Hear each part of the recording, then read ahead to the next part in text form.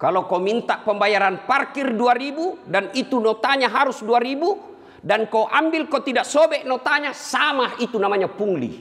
Tidak ada gunanya puasamu. Kalau orang korupsi Pak 10 miliar masuk neraka, di dunia nak nikmati itu 10 miliar. Punah parkir jah. Dan itu bertumpuk. Anu bicu masih puluh mati hatimu. Nah gara-gara anu bapicu kau anggap enteng.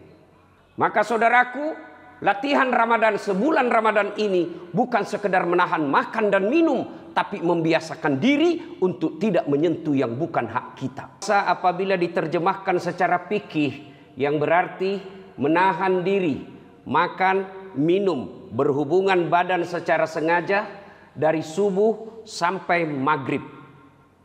Ini definisi fikihnya. Berarti selama Ramadan 30 hari, kita tidak boleh makan dan minum serta berhubungan badan pada siang hari. Malam harinya boleh. Adapun yang mereka secara tidak sengaja makan dan minum di siang hari, selama itu mereka dimaafkan dan tetap sah puasanya. Adapun mereka yang bekerja keras, tidak bisa melakukan cari nafkah kalau tidak melakukan makan pada siang hari, maka boleh ditolerir. Dia boleh tidak puasa dengan catatan selesai proyeknya dan luar Ramadan dia tetap wajib membayar puasanya seperti jumlah yang ditinggalkan. Demikian juga bagi mereka yang perjalanan panjang, melebihi 83 km perjalanan sekali perjalanan, dan mereka tidak mampu untuk menunaikan ibadah puasa, pun mereka dihalalkan dan tidak berdosa ketika tidak berpuasa, dengan catatan selesai perjalanan dan di luar Ramadan dia harus membayar puasa seperti yang jumlah yang ditinggalkan. Demikian juga bagi mereka yang sakit pada bulan suci Ramadan, di mana penyakitnya telah diponis oleh dokter tidak boleh berpuasa, maka mereka boleh tidak berpuasa dan harus membayarnya sesuai dengan yang jumlah yang ditinggalkan. Tetapi bagi mereka yang berkehalangan tetap, uzur, tua bangka, kemudian penyakitnya sudah dikatakan dokter tidak bisa sembuh, maka mereka boleh tidak berpuasa dan menggantinya dengan fidyah, memberikan makan fakir miskin satu orang, satu hari. Sidang Jumat yang saya muliakan. Lalu bagi mereka yang tidak musafir, tidak dalam bekerja keras, mereka tidak sakit, tidak ada halangan sama sekali, lalu mereka meninggalkan puasa satu hari, kata Nabi, biar kau ganti satu hari itu dengan 1 tahun penuh puasa, tidak sama nilainya ketika kau dengan sengaja meninggalkan puasa. Alhamdulillah, kita semua puasa, tapi bukan puasa sekedar menahan lapar, minum, dan berhubungan badan. Kalau hanya itu yang dimaksud kategori puasa yang hakikat, sesungguhnya kita tidak lebih dari binatang yang berpuasa. Ada ayam yang berpuasa tidak makan dan minum ketika mengeram. Kalau hanya sekedar tidak makan dan minum, sesungguhnya bukan puasa itu yang dihendaki oleh Allah Subhanahu wa taala. Meskipun secara fikih itulah puasa. Kalau tidak makan, tidak minum, tidak berhubungan badan dalam Ramadan dan dia lakukan lillahi ta'ala, sudah gugur kewajibannya.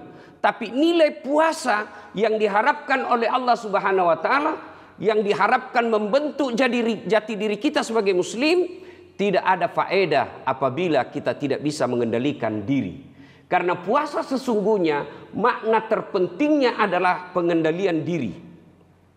Air putih, nasi, hubungan suami istri bagi mereka yang memang suami istri sesungguhnya bukan haram. Halal, air putih tetap halal, nasi tetap halal, istri tetap halal, tapi dikendalikan. Kapan? Sudah pi maghrib.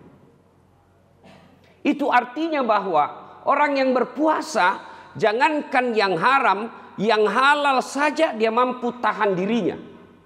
Bapak mau lihat faedah hasil dari puasa Bapak selama Ramadan ini, bukan sekarang, karena Bapak pasti tidak akan berani makan di siang hari. Mau lihat hasilnya puasa tak nanti bulan 11 yang akan datang ketika pilkada. Kalau Bapak mampu menolak serangan fajar, itu aslinya berhasil puasamu. tidak seperti pemilu yang lalu.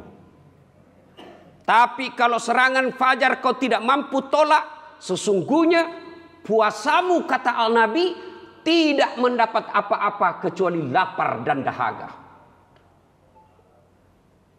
Anda berdagang, kalau ada di sini kasir, toko-toko kecil, toko-toko supermarket, Indomaret, Alfamaret dan sejenisnya, ada uangnya pembeli 100 rupiah lalu kau ganti dengan permen dan dia tidak ikhlas, sesungguhnya tidak ada gunanya puasamu karena kau ambil uangnya orang.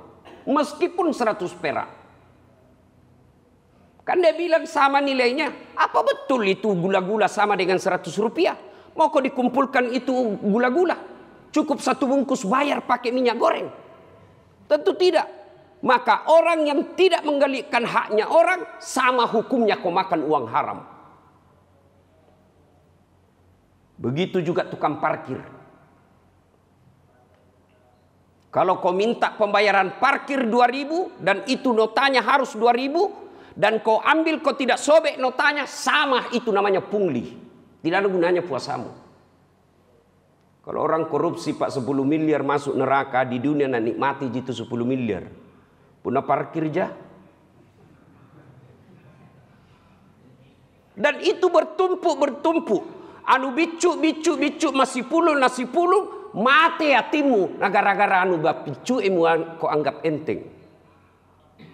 Maka saudaraku, latihan Ramadan sebulan Ramadan ini bukan sekedar menahan makan dan minum, tapi membiasakan diri untuk tidak menyentuh yang bukan hak kita.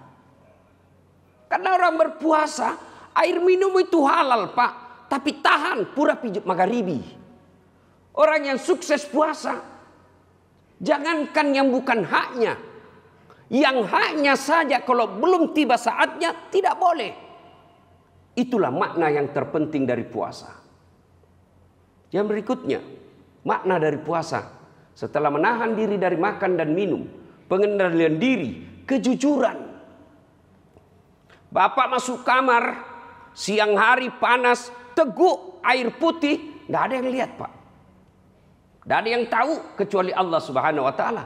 Kenapa Bapak tidak lakukan minum secara sembunyi-sembunyi, makan secara sembunyi-sembunyi, lalu keluar lagi seolah-olah tidak makan 2 hari? Bapak bisa lakukan, tapi kenapa kita tidak lakukan? Karena kita tahu Allah melihat kita. Ini kau pegang anak muda. Kalau ini kau pegang, insya Allah selamat kau dengan hubungan perzinahan. Barangkali kau bisa terhindar dari CCTV di tempat redup-redup di rumah kosong. Tapi Allah tahu makna orang yang berpuasa dengan baik. Dia mampu yakin bahwa Allah selalu melihat dia. Yang ketiga, makna dari puasa itu adalah berbagi. Bagi kita yang sama Ramadan baru puasa, coba rasakan. Hari pertama loyo betul kita. Hari kedua makin loyo. Itu baru kita tidak makan dari subuh sampai maghrib. Dan baru 1-2 hari. Bagaimana saudara kita yang berhari-hari kadang makan secukupnya. Maka sesungguhnya orang yang berpuasa itu nilai yang ingin dipetik adalah tenggang rasa tepo seliro. Orang yang baik puasanya tidak membiarkan tetangganya kemiskinan sementara dia berlebihan. Orang yang baik puasanya dia tidak bahagia melihat orang yang susah dalam hidupnya. Orang yang susah di sekitarnya, ada orang susah di sekitarnya menjadi beban pikirannya. Itulah hasil dari puasa. Mari kita koreksi diri. Kalau sudah ada nilai-nilai itu dalam diri kita, alhamdulillah adalah makna dari puasa. Dan sesungguhnya yang keempat, makna puasa yang kita hadirkan ini adalah menghapuskan dosa dan kesalahan atas yang kita lakukan selama ini.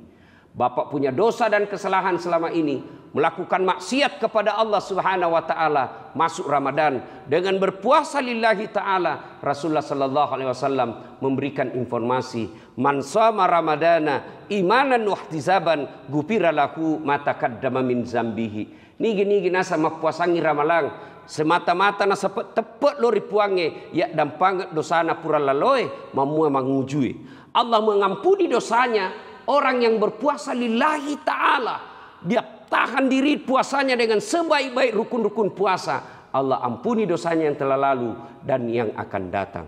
Sehingga masuk 1 Syawal, Idul Fitri, kita rayakan kemenangan kita dengan makna kembali menjadi suci.